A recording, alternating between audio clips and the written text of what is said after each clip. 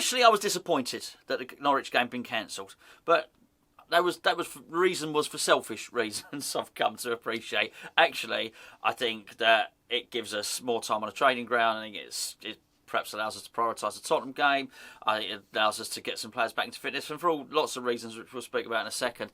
The reason I wanted it to go ahead was because, we had a party planned. Basically, I've got some friends coming up from Devon. Got all my mates who live over in Essex coming up for that. All the original Hammers Chat crew. And we were all going to have a right old party. We had knees up at the boats. We had the music sorted out as well. So we were going to get to the boats early. Have a barbecue. Have a few beers. Go to the game and hopefully enjoy the game. Enjoy an emphatic win against Norwich. Go back to the boats afterwards. And then go out for a meal. I even had a hotel booked over in Stratford. So that's my Christmas do. So I was like, oh no, that's not good. And it wasn't really. So once I got over that disappointment, how good is it for West Ham? Well, really good, actually. West Ham have actually, and particularly under David Moyes, have thrived in breaks. When David Moyes first came in, when David Moyes came in his second stint, if you remember, he came in, I think we had a really good win against Bournemouth, if I remember it correctly, and then it sort of petered off, it sort of tailed off a little bit. COVID came in, there was this massive break, and David Moyes seemed to respond to it better than a lot of other managers. He really did.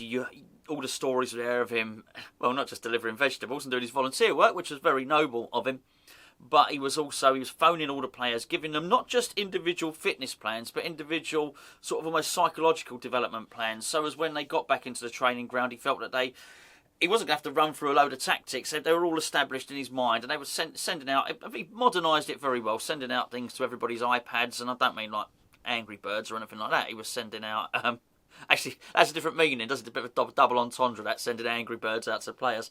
I mean, the game. You either know or you don't. I'll move on. But I think he handled the break in play and the hiatus really, really well. And then I think, so look, the rest is history. Then we had a little break, didn't we? And then they started the season again really, really quickly. And I thought he handled that little break really well as well, because, of course, we had a really good season last season. Then we had this win, that basically this closed season. Everyone had a good pre-season from everybody, and we started the season absolutely on fire. I thought we were really, really good, and we have started the season well. It's only really been the last month or so, 6 weeks, where our form, not just form, but performances have tailed off a bit. So actually, I think this allows us to have a reset, and the great irony is, I've mentioned in videos just relatively recently, that, maybe a trip to Dubai or freshening things up, will be a good thing for West Ham. I certainly do believe that now. Harrison Ashby, I think, will be a little bit disappointed, it has to be said. Obviously, players will say all the stuff. They want everyone to be safe and so on and so forth. But he'll be disappointed because I think by the time this fixture does get played, or maybe even a Tottenham fixture, possibly Johnson's back and possibly Cresswell's back, which ain't good for Harrison Ashby. I was looking forward to seeing him, but a bit like me being disappointed the Norwich games off for my own purposes is probably best for West Ham. And I think certainly having Johnson at right back and Cresswell at left back is better for West Ham, that's for sure.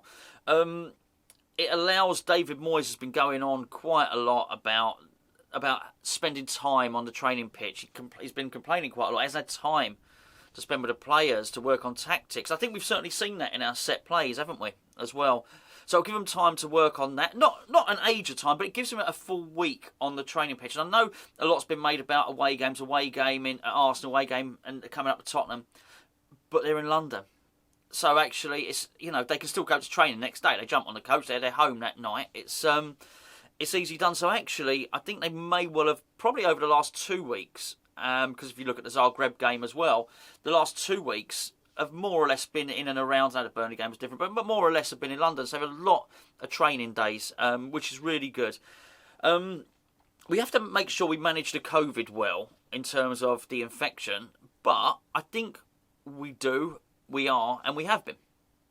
It's been called off because of Norwich, not because of us. I think it's Norwich who've not been able to contain a spread in their own training ground. I think this is something we do very, very well. Apparently, touch wood. I mean, I say touch wood. Don't blame me if it starts spreading through the West Ham training ground now.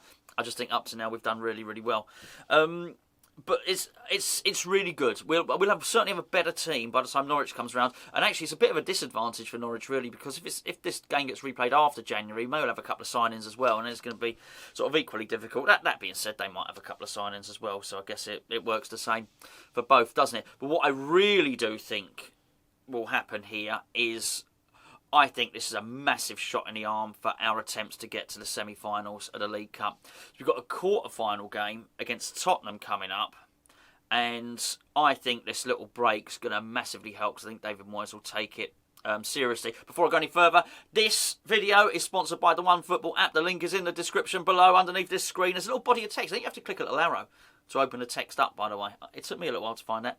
If you do that, click on the link, download the OneFootball app. The OneFootball app, you might have to use it quite a lot over the next few days. There's no football, so you might as well redo with link to in terms of transfers. Probably ignore all the articles about us, about why this game is off and COVID and all the rest of it. But anyway, they're big supporters of the channel. You can put all the West Ham news into one place. It's got everything that's written about West Ham is on this app. You can use the QR code up there if you know how to. Anyway, the link is in the description below. Best of all, it's free. So the Tottenham game. I do think that it would have been difficult for David Moyes to deal with this Tottenham game sort of sandwiched in the fixture congestion of obviously Burnley we just had, and Arsenal. We've got Watford coming up, haven't we? We've got all that sort of stuff, and just sandwiched in between it all is that Tottenham game. Now, Tottenham are going to want to get... I think Tottenham are playing Liverpool in and around. I think Tottenham are playing Crystal Palace as well in and around this time. Tottenham are going to want to go and get some points on the board in the Premier League. Jurgen Klopp, and they're playing really well at the moment, Liverpool's going to want this game played. He really is. We don't know what's going to happen. When I say this game, he's going to want the Liverpool-Tottenham game played. I just think David Moyes is now going to be fully motivated for this. And rather than him having to rest and think, he might have to rest Declan Rice, he might have to rest... whoever, choose your player.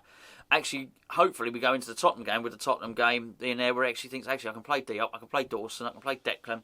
And it's not just play those players, to actually have the full-backs there, to have Cresswell back, to have Johnson back, is going to be a massive, massive thing for us. Also, is Mikel Antonio. What it does do is, I think it's fair to say that lots of games have not really benefited Mikel Antonio. Mikel Antonio's not been able to find his form through the medium of play loads and loads of games. So, it gives him a chance to do two other things. Is to train, because when Mikel Antonio's playing all the time, he doesn't really train very much, because they wrap in his hamstrings in ice and all the rest of it.